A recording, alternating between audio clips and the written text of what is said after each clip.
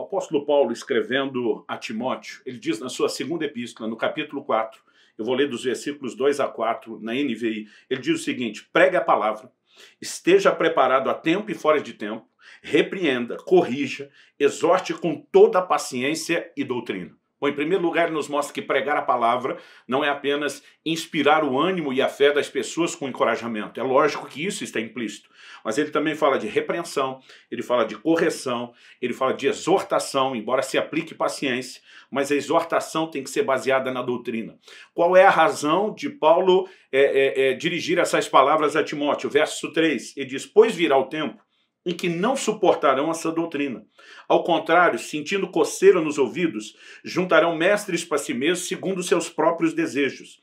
Eles se recusarão a dar ouvidos à verdade, voltando-se para os mitos. A maioria das traduções emprega o termo fábula, está falando de uma ficção, de algo que foi inventado. Bom, eu quero tomar o que Paulo fala nesse texto, e lógico que há dimensões diferentes. Ele está falando virá o tempo, isso não significa que eles já não tinham problemas naquela época, mas que isso se tornaria cada vez mais forte, cada vez mais intenso. Isso significa que nós, que vivemos hoje 2000 anos depois praticamente dessa afirmação, não podemos ignorar que o que já era uma realidade, em parte uma advertência futura, tem se tornado um problema dos nossos dias. Uma inclinação por parte das pessoas aos mitos, que tem tanto uma responsabilidade primária por parte dos mestres, dos que estão ensinando de forma errada.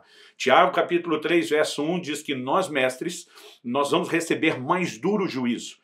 Muita gente tem se levantado para falar daquilo que não sabe, daquilo que não entende e tem criado confusão. Mas existe também aqueles ouvintes que, mesmo não conhecendo a profundidade da verdade, eles são atraídos não por alguém que passou num filtro, né, que foi balizado como alguém comprometido com as escrituras, que tem de fato critério de interpretação bíblica, mas que fala aquilo que a pessoa quer ouvir. Nós somos parte de uma geração onde principalmente os mais novos discordam porque eles querem discordar mesmo sem nenhum fundamento. Às vezes eu vejo alguém dizendo: eu não concordo. Digo: por que não? Diz: por que não? Porque eu não quero. Não é isso que eu quero. E a Bíblia nos mostra que uma das características do tempo do fim é que as pessoas querem crer no que elas querem crer. Deixaram de lado o padrão da sã doutrina, determinando qual é a nossa fé, a nossa crença, as nossas convicções, para simplesmente buscarem aquilo que querem.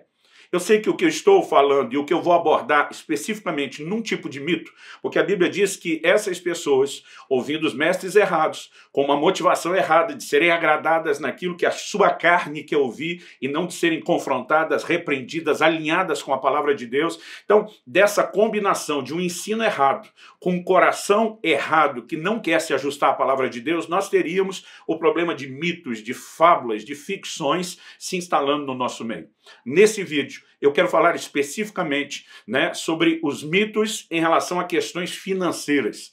Em outros vídeos abordarei outros tipos de mitos, mas a ideia é começar por esse. Eu acredito que muitas vezes alguns estão ensinando até de boa intenção, estão equivocados, mas não perceberam que estão equivocados. Já existem aquele tipo de mestres, aqueles tipos de mestres que sabem que não estão sendo honestos nem com a sua própria teologia, nem com a coerência daquilo que acreditam, e obviamente não cabe a nós decidir isso, é Deus quem julga cada um.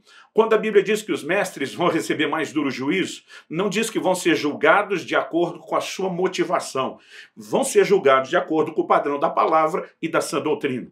Em relação aos que ouvem, né, alguns podem até dizer: eu realmente não sabia. É por isso que nós precisamos de cuidado e de critério. E eu digo que a internet pode ser uma bênção ou uma maldição, porque um lugar onde tanta coisa boa pode ser veiculada, alcançar gente em tantos lugares distintos e abençoar tanta gente. Também tem muita bobagem sendo dita e tem gente buscando sem nenhum critério beber em qualquer fonte, o que é perigoso. Mas eu quero mexer em alguns mitos que ficam muito mais no terreno não da maldade de quem ensina, mas simplesmente talvez do equívoco. Eu quero abordar especificamente 3 questões que eu percebo que nos círculos evangélicos, é lógico que em alguns meios isso é mais enfatizado, em outros menos, em alguns talvez não sejam, mas eu quero mexer em 3 mitos comuns. Primeiro deles: se você der o dízimo, e se você for fiel no dízimo, né, você nunca será roubado, porque Deus repreende o devorador. Então, em primeiro lugar, vamos reconhecer que essa ideia parte de um texto. Não significa que a forma de avaliar, de analisar ou de interpretar o texto esteja correto. Antes de mais nada, esse não é o assunto da discussão aqui, mas eu quero adiantar. Eu creio no dízimo, eu pratico o dízimo e acredito que todo crente deve ser fiel. Mas ele precisa entender, em primeiro lugar, que a sua contribuição é baseada na fidelidade a Deus, não na troca por uma bênção, nem no medo de uma maldição. Ele deveria ser fiel, independente de haver um retorno bom ou ruim. É lógico que quebra de princípios trazem consequências. Eu costumo dizer que o princípio que você quebra também vai quebrar você. Então, não estou anulando essas coisas. A questão é a forma como lidamos com esse texto, onde Deus está falando a um povo que estava sendo roubado. E Deus não diz nem que era o diabo, né, que estava levando eles àquelas perdas. No livro de Ageu, por exemplo, o Senhor diz: fui eu que fiz isso com vocês, porque vocês priorizaram a vida de vocês de forma egoísta e abandonaram a minha casa, o meu reino e os meus negócios. Então Deus diz: eu julguei vocês esperando que houvesse entre vocês quem se arrependesse. Então, em primeiro lugar, né, Deus não está nem classificando o devorador como um enviado do reino das trevas para minar as finanças do povo. Eu sei que Jesus disse que o ladrão vem para roubar, matar e destruir, e que isso cabe na ação de Satanás, mas isso não significa que toda e qualquer forma de roubo ou perda seja causada apenas por Satanás. Aqui, depois do povo ter sofrido as perdas e se arrependido, Deus diz: agora eu vou repreender o devorador. Deus não está falando de um devorador que nunca entraria na vida do povo. Deus está falando de um devorador que já estava devorando e que agora, por um posicionamento correto, haveria uma mudança de circunstância. Então, em primeiro lugar, mesmo olhando para esse povo da velha aliança, nós não podemos dizer, né, que o dízimo simplesmente mantém toda e qualquer forma de roubo ou de perda fora. Ele pode mudar uma circunstância onde alguém está sendo tocado por aquilo justamente pela quebra de princípio, quando consertou os princípios. Mas a palavra de Deus não entra em contradição. Então nós precisamos entender que toda aparente, eu boto aspas aqui, toda aparente contradição, ela é um desafio de interpretação. Vamos prestar atenção numa declaração do Senhor Jesus que não pode ser ignorada. Mateus capítulo 6, dos versículos 19 a 21 diz: não acumulem para vocês tesouros na terra, onde a traça e a ferrugem destroem e onde os ladrões arrombam e furtam. Mas acumulem para vocês tesouros nos céus, onde a traça e a ferrugem não destroem e onde os ladrões não arrombam nem furtam. Pois onde estiver o teu tesouro, aí também estará o seu coração. Em primeiro lugar, temos que reconhecer que Jesus está falando aos discípulos, aqueles que se tornaram os seus seguidores. Segundo, ele também está falando aos que futuramente se tornariam os seus seguidores. Porque na grande comissão o Senhor Jesus é muito claro em Mateus 28, quando ele diz, a partir do verso 18 até o 20, ele diz: ide, fazei discípulos nas nações, batizando-os em nome do Pai, do Filho e do Espírito Santo. Ele diz: ensinando-os a guardar tudo quanto eu vos tenho ordenado. E depois no 20 ele diz: eis que estou convosco todos os dias até a consumação dos séculos. Basicamente, Jesus está falando: meu projeto não era momentâneo, só para os dias do meu ministério terreno. Eu, depois da morte, ressurreição, assunção aos céus, eu continuarei com vocês, mas aquilo que eu falei enquanto estive aqui, vocês vão replicar para todos os futuros discípulos, inclusive essa instrução sobre a questão dos tesouros. Quando Jesus está falando não acumulem, essa ideia de acumular, palavra no original grego em tesaurizo, fala de gente que está literalmente amontoando. Obviamente, a palavra de Deus não é contra alguém ter algum tipo de posse. O que Jesus falou para o jovem rico, falou só para ele e para mais ninguém. Paulo, em 1 Timóteo 6,17, orienta, né, o seu discípulo, dizendo: manda aos ricos desse mundo, né, que sejam generosos em dar, prontos a repartir. E não está dizendo que ninguém podia ter coisa alguma, mas que deveria usá-la de forma correta. Então, quando Jesus fala de acumular, a ideia aqui não é não ter, mas é não ter limites para ter. E muita gente hoje em dia, esse é o assunto que eu vou falar como o segundo mito, tem confundido um conceito de prosperidade que é bíblico, mas tem aplicado ele de forma errada. Mas só para terminar a ideia do não ser roubado, Jesus diz: se acumular tesouro aqui na terra, ele diz aqui, a traça e a ferrugem destroem e os ladrões arrombam e furtam. Jesus está falando aos seus discípulos. Em momento nenhum ele diz: porque vocês são meus seguidores, vocês estão sobrenaturalmente protegidos, vocês não vão ter nenhum tipo de perda. E nós passamos a criar uma crença que não é bíblica, portanto é um mito, né, de que o crente que dizima não vai ter perdas, então ele não pode bater o carro, alguns até porque acreditam que não vão, não se preocupar se quem ter seguro, e nós vamos um mito atrás do outro sendo construído em cima de um fundamento errado. Jesus disse, você quer uma coisa que não vai dar problema? Junta tesouro no céu. Paulo escreve em 1 Timóteo 6, depois de dizer, manda aos ricos desse mundo, né, ele diz assim, que não ponham a sua esperança na incerteza das riquezas. Mesmo o crente que enriqueceu, a Bíblia trata aquilo como incerto, porque hoje tem, amanhã pode não ter, né? Podemos enfrentar crises e dificuldades. É lógico que eu não estou pregando viver na necessidade, mas nós não podemos admitir de forma honesta, né, com a interpretação bíblica, que o crente não vai enfrentar necessidades. O que ele pode experimentar da parte de Deus é uma reversão desse quadro. Paulo diz, eu aprendi a viver contente em toda e qualquer situação. Tanto sei passar necessidade como sei ter em abundância. Graças a Deus ele não estava dizendo que a vida dele era só passar necessidade. Mas alguns saem desse extremo e vão para o outro, como se na nossa vida fosse só abundância.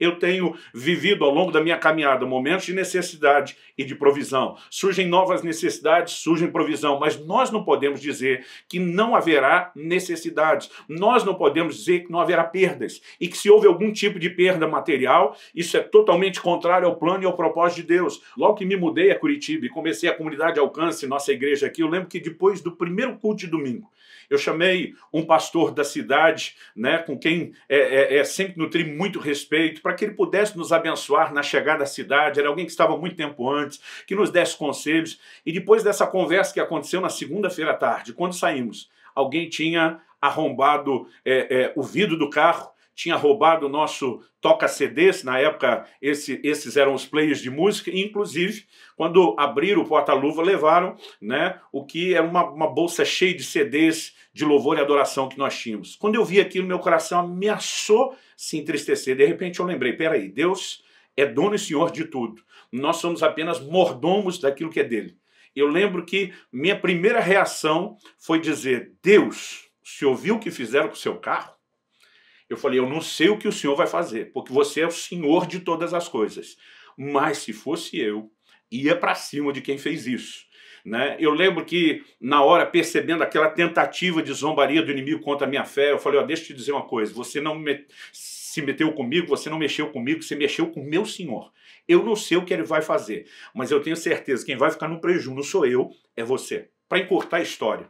Uma semana depois, eu recebo um telefonema de alguém perguntando, você teve seu carro roubado, não teve? Eu pergunto à pessoa, como é que você sabe disso? Eu sequer fiz, né, um boletim de ocorrência do que aconteceu. Ele falou, não, estava dando uma batida numa favela, recuperando material roubado, e eu encontrei seus CDs. Falei, como é que você sabe que é meu? Ele falou, olha, está escrito Luciano e Kelly Subirá aqui em tudo.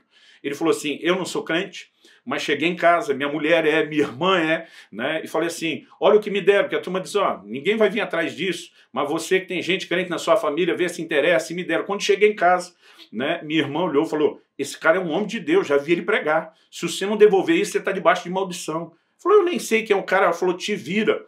Ele falou, então, pesquisei na internet, vi uma igreja aqui em Curitiba, onde o senhor tinha pregado, entrei em contato e eles me deram o seu telefone, que nem estava divulgado na lista. Eu perguntei isso para ele também. Então ele falou, eu quero te entregar. Posso levar na sua casa? Eu primeiro desconfiei e falei, não vou dar endereço de casa. Né? Falei, deixa que eu busque. Ele falou, olha, eu trabalho na Honda, em circulação, é mais difícil eu me achar, é mais fácil eu te achar. Peguei, dei o endereço da igreja. Falei, então vá na igreja. E eu estava no outro dia orando, não por essa situação, orando de manhã, antes do horário que ele chegaria. E o Espírito Santo, né, falou ao meu coração que eu deveria ficar atento com o desdobramento de tudo aquilo. Eu lembro que eu falei no dia anterior, eu falei, diabo, não sei o que Deus vai fazer, mas se fosse eu fazer, você devolveu o que você pegou aqui, onde foi tirado. E de repente eu lembrei daquilo, não que tinha que acontecer porque eu falei, mas eu entendi que o Espírito Santo está me fazendo lembrar daquilo, como quem diz, tem algo acontecendo ligado àquilo que você falou. E de repente, no meu espírito, eu não consigo te explicar, né? Eu entendi que aquele camarada, na verdade, era um desviado, que o temor dele da maldição era por causa disso, e que Deus permitiu aquela situação toda para que nós pudéssemos trazê-lo de volta para Cristo. E quando ele chegou a me entregar as coisas, eu agradeci, mas eu lembro que eu olhei para ele e falei, olha, eu não quero te ofender, você está vindo aqui devolver minhas coisas, mas eu falei, você me disse que não é crente, mas o medo que você ficou da maldição quando a sua irmã falou, me faz sugerir que talvez você seja um desviado. Ele baixou a cabeça e falou, não adianta mentir, o senhor é homem de Deus. Eu falei, olha, trabalhando com o que você trabalha, mas tendo conhecido a Deus, vivendo longe dele, eu olhei para ele e falei, a linha não é muito fina, não? E de repente eu mesmo na minha cabeça eu penso, o que eu estou dizendo? Esse cara vem me trazer as coisas, eu estou insinuando que ele seja corrupto e alguma coisa do gênero. Ele baixou a cabeça e falou, não adianta mentir. Ele falou, pastor, na verdade eu fui o receptor. Eu que comprei esses CDs e o aparelho de CD do craqueiro que arrombou o vidro do seu carro. Né? Ele falou, na verdade não sabia nem como tocar no assunto, mas te trouxe aqui um outro aparelho para te restituir, um outro player aí dos CDs. Eu lembro que eu olhei para ele e falei, você me garante que isso não é roubado? Ele falou, aí o senhor quer demais. Eu falei, então não posso pegar. Ele falou, não, se o senhor não pegar, eu estou debaixo de maldição. Eu falei, se pegar, estou eu sendo cúmplice com você com roubo. E eu lembro que eu aproveitei aquele momento e falei, você quer mesmo ficar livre dessa maldição que você está com medo? Ele falou, quero. Eu falei, eu quero você e a sua família, domingo, que vem na igreja, no primeiro banco. Ele falou assim, não, mas nós vamos numa loja agora, eu te compro com nota, depois eu venho. Eu falei, se você me der esse aparelho com nota e achar que está livre, você não vem. Eu quero você domingo que vem. E graças a Deus, ele e toda a família vieram para o Senhor e já há muitos anos congregam conosco. Aonde eu quero chegar? Alguns acham que o grande lucro do diabo foi roubar um material do crente, que tem um valor material limitado. Para mim, o grande prejuízo do diabo foi ter perdido aquela família justamente por causa do roubo. Nós precisamos entender que é um Deus que tem capacidade de gerenciar até perdas que eu e você enfrentamos para que elas sejam revertidas em lucros que, mesmo que não seja um lucro material para você, pode ser um lucro muito maior para o reino de Deus. Mas nós passamos a ser um povo que avalia ganhos e perdas só em níveis materiais e não conseguimos avaliar a possibilidade de alguém, como essa pessoa que voltou a Cristo por causa desse acontecimento, de que Deus abriria mão do meu aparelho de som, que depois ele me restituiu com algo melhor ainda, né? Mas nós criamos um conceito de não vai acontecer, e esse mito precisa cair por terra. É lógico que eu não estou aqui insinuando que você tem que ficar acreditando que vai ser roubado, né? Eu estou dizendo que se acontecer, o Velho Testamento já dizia, se o Senhor não guardar a cidade, em vão vigia a sentinela. O que é que nós podemos aprender? Primeiro, que nós temos que confiar em Deus, porque senão não adianta os outros recursos. Mas que confiar em Deus também não elimina recursos práticos, como ter uma sentinela na cidade. Então nós precisamos nem excluir Deus dessa história e nem espiritualizar tudo. O segundo mito é o conceito de prosperidade. Eu creio na prosperidade em todas as áreas. Agora, alguns estão confundindo prosperidade com riqueza, alguns estão confundindo prosperidade com avareza, e são coisas distintas. Na terceira epístola de João, no verso 2, ele diz o seguinte, amado, eu desejo que você seja próspero e tenha saúde, assim como é próspera a sua alma. Em outras palavras, João estava dizendo, eu desejo tanta prosperidade. E a palavra traduzida como prosperidade, alguns dizem é só espiritual. Não. A palavra ali, eudu, ela é uma palavra pequena, mas é a junção de outras duas palavras menores ainda. Significa uma boa jornada. Normalmente, quando alguém saía de viagem, e as pessoas naquela época não viajavam para o turismo, não viajavam para visitar parente longe, as famílias cresciam juntos. A maior parte das viagens eram negócios. Então, quando alguém dizia eudu, está dizendo eu desejo que você vá e volte em segurança, em proteção, que os seus negócios vá bem. E ao longo do tempo, esse desejo de boa viagem passou a ser usado para falar de prosperidade material e financeira. Em 1 Coríntios 16, quando Paulo fala sobre contribuição e diz cada um ponha de parte conforme a sua prosperidade, ele usa a palavra eudu.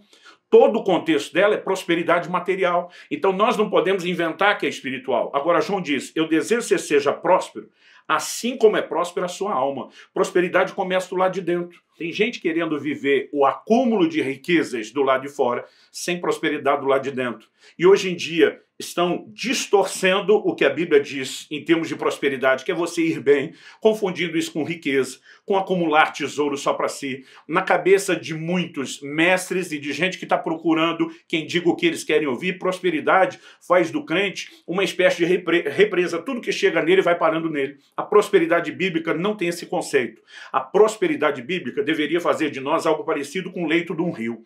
A água entra, a água sai, nunca deixa de entrar, nunca deixa de sair. Paulo diz a Timóteo, em 1 Timóteo 6,17, já citei antes, diga aos ricos desse mundo que sejam generosos em dar, prontos a repartir tudo aquilo que Deus nos dá, seja no plano espiritual ou no natural, é o que Ele espera que a gente compartilhe. Então não podemos usar uma desculpa de prosperidade como uma maneira de espiritualizar e mascarar nossa avareza ou a falta de contentamento. A mesma Bíblia que fala de um Deus que quer nos prosperar, nos ensina a ter contentamento, porque essa é a proteção contra a avareza. Alguém falando sobre a avareza disse o seguinte, tem duas frases, eu quero citar as duas. Uma delas, né, não é necessariamente de um cristão, mas diz: o avarento não tem as coisas, não possui as coisas, são as coisas que o possuem. A questão é onde está o coração. O Salmo 68:10 diz: se as vossas riquezas aumentam, ele não está dizendo isso é um problema, jogue tudo fora, mas ele diz: não ponha nelas o coração.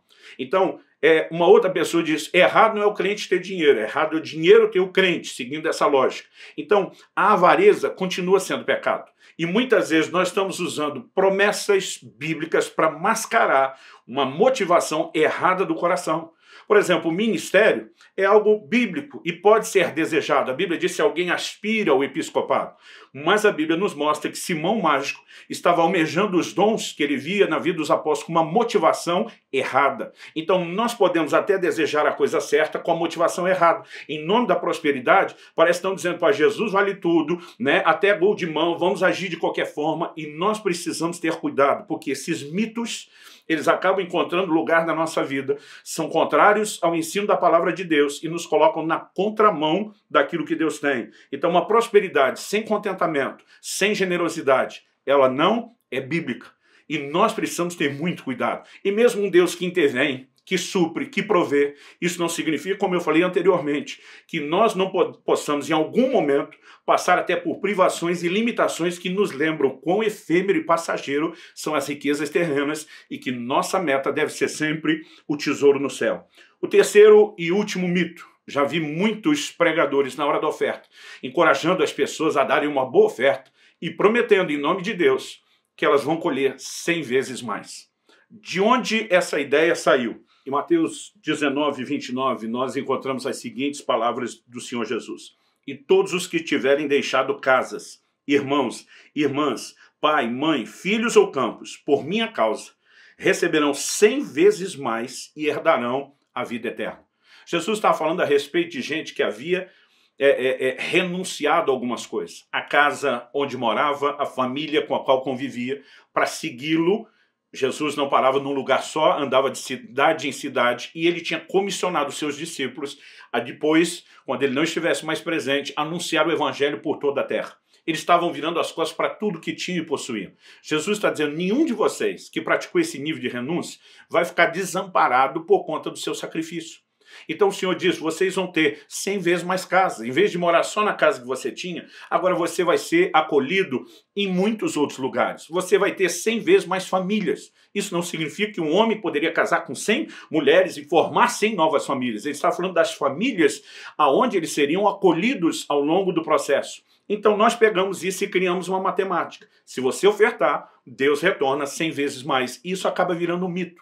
Aliás, eu li isso num livro de Kenneth Hagin, chamado O Toque de Midas, um livro que ele escreveu no fim da vida dele, vendo que a prosperidade que ele pregou ao longo da sua vida vinha sendo moldada pelas novas gerações em outros conceitos. Quando lá atrás o camarada falava de uma prosperidade que significa não necessariamente viver na pobreza e ter principalmente recursos para a obra de Deus e para o ministério, isso foi transformado numa desculpa para que a gente acumule sem parar, busque uma vida de luxo, não preocupado nem a repartir, nem ter um pouco a ter contentamento. Foi por causa desses desvios que ele escreveu esse livro para estabelecer algumas correções. E me chamou a atenção, foi a primeira e talvez a única vez que eu vi alguém falar sobre isso, sobre esse mito das 100 vezes mais. Ele falou: gente, vamos fazer a progressão, né, geográfica, então vamos mudar o que ele falou para o nosso contexto, para o nosso câmbio. O camarada vai lá e deu 100 reais de oferta.